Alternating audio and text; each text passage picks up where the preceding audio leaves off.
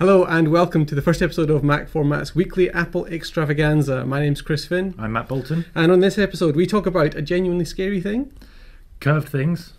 And also a piece of kit that is Target made, purpose built for me. I'm so excited about this, I can't wait to show it to you. But we start, as always, with news from the world of Apple. Okay, let's start the clock on 5 minutes on this. And we're talking about, Matt doesn't know what we're talking about, but we're talking about security. Okay.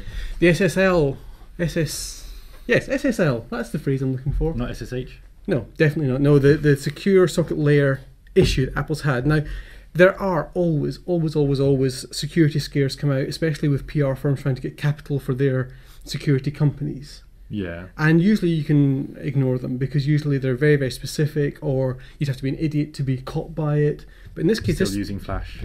Still using Flash, still using Windows. But in this case, this is a genuinely scary one. So this is the news that since September 2012, so for 18 months, there has been a security exploit available in iOS 6, then iOS 7, and also now in Mavericks. Now, I say now, but that's actually wrong because Apple has patched them. And this is a public security announcement. For the love of God, if you're running an iOS device with iOS 6, iOS 7, or a Mac with Mavericks, apply the latest update now. This is a bad problem because you can, with this silly little exploit, people can get access to the secure traffic between your browser and a remote site. They can. Is it as bad as that? It's not as bad quite as that because they have to be on the same network.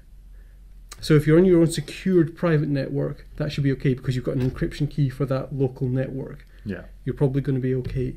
But it's still true to say that you could genuinely, if you're not practicing good hygiene, if you're in an internet cafe and you're not practicing good hygiene. Not that kind of good hygiene. Not washing your hands or something.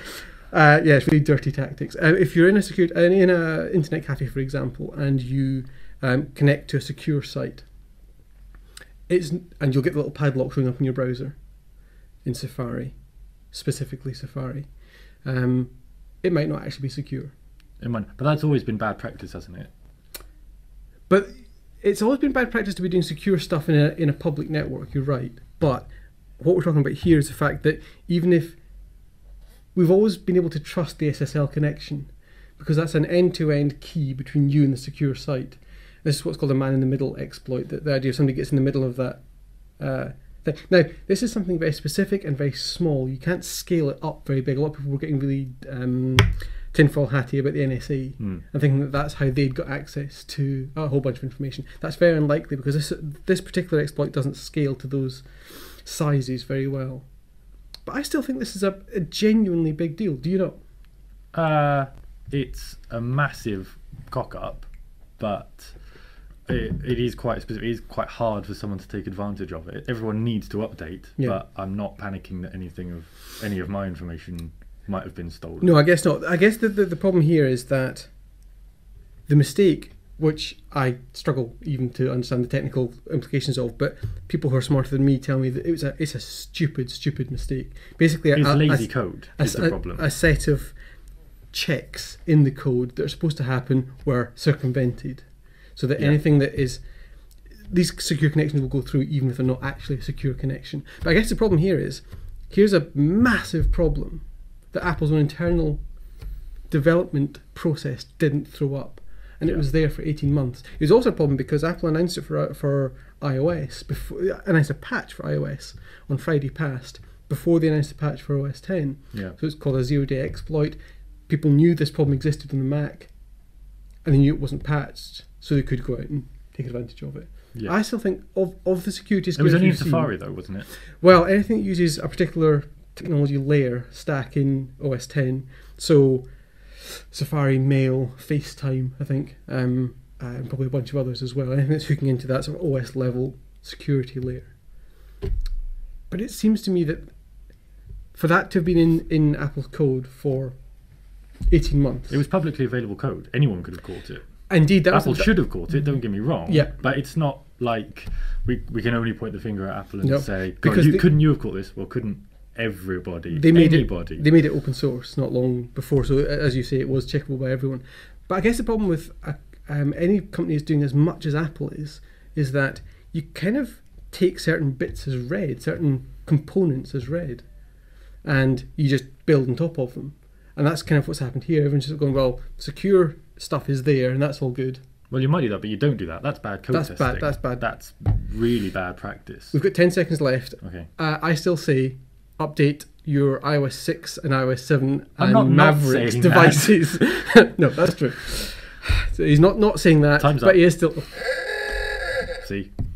All right, next we're moving on to the wider world of tech. Okay, the next topic is from the more general world of tech, and Chris knows nothing about what I'm going to bring up, except he does, and I'm going to put the spotlight right back on him. 5 minutes starts now. You went to Mobile World Congress, and you tried one of Samsung's new watches with the curved display. Yes. What did you think about that? I thought that the hardware itself was quite nice. Like it's a... I mean, I wear a Nike Fuel Band all the time anyway, which is quite a bulky thing.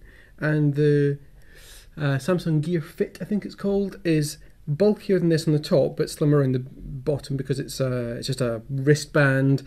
The actual hardware is really nice. That curved screen's nice. It's nice and high resolution. It's simple and intuitive to use. You just swipe across it and tap on the things you want.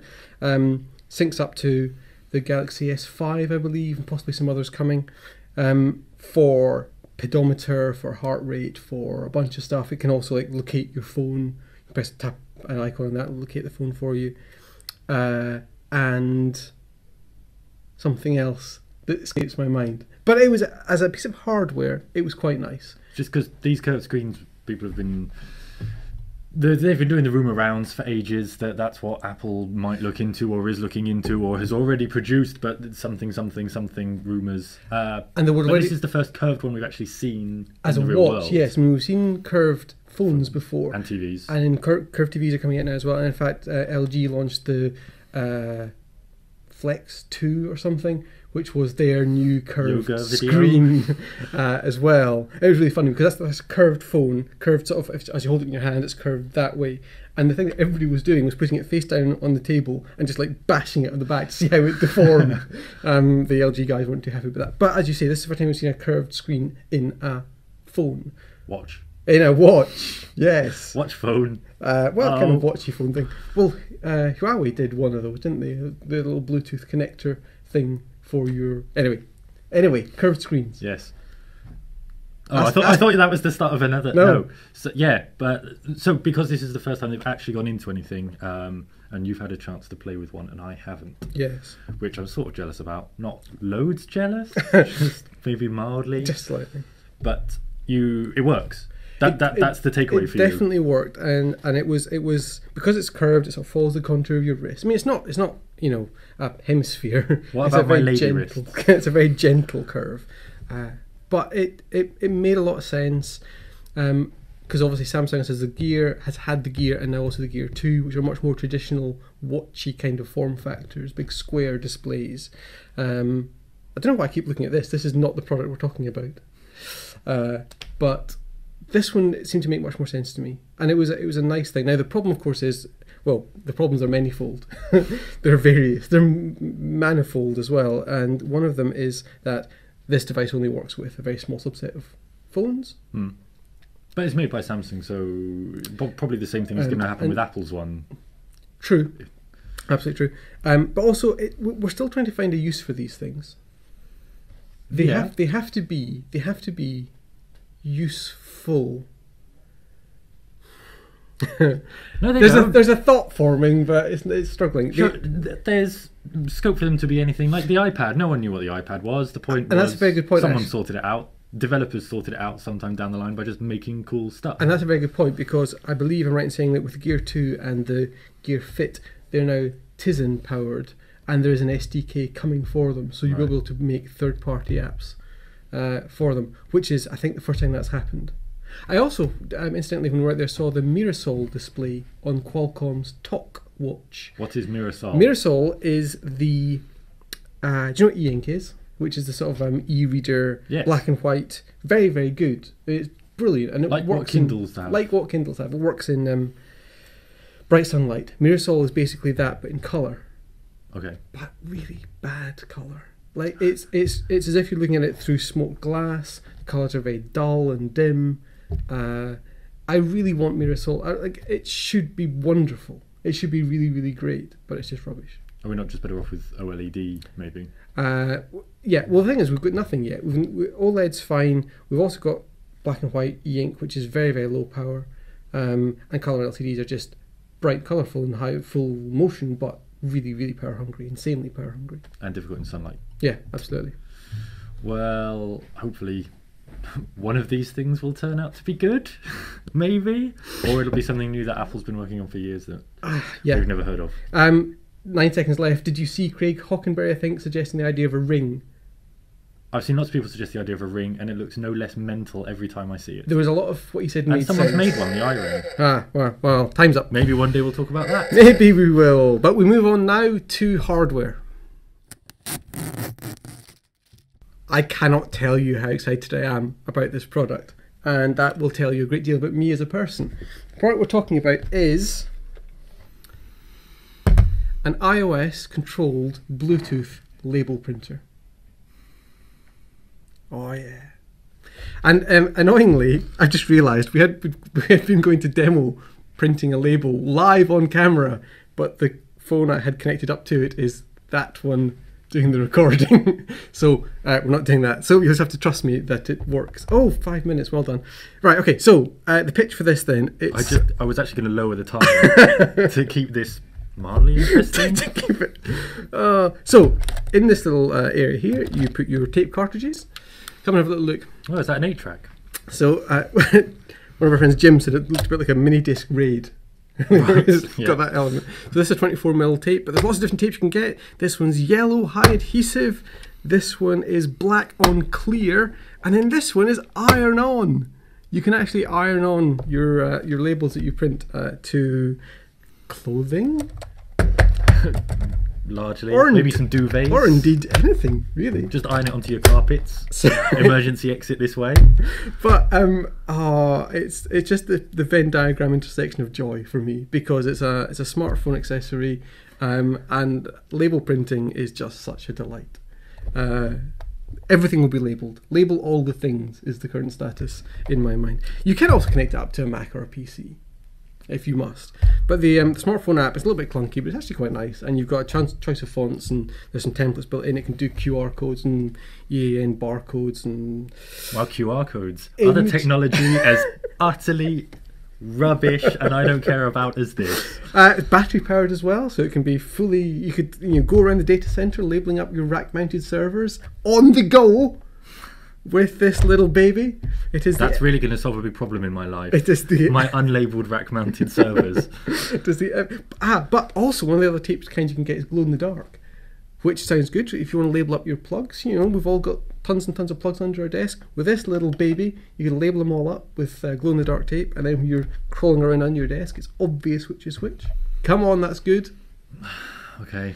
And actually, it costs less than you might think, and also more than you might think. I was going to say, you can't prep us for this below by just claiming it's less than I think. Well, so it's £96, I think, on Amazon, something like that, which is obviously not a small amount of money. And yet, for devices of this nature, like big fancy label printers themselves are usually more than that. These look expensive.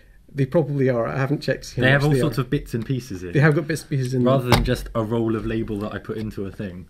This is true. The labels obviously are moisture resistant because it's the thermal process, and shock resistant, and possibly opposite gender resistant as well. But like it's a cute little thing for one thing, and it connects to your iPhone.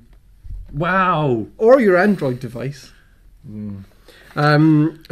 Okay, like I admit that this does mark me out as being insanely nerdy. For me, this is like you'd brought in one of those RF switches that you used to get that let you plug your Mega Drive into the TV.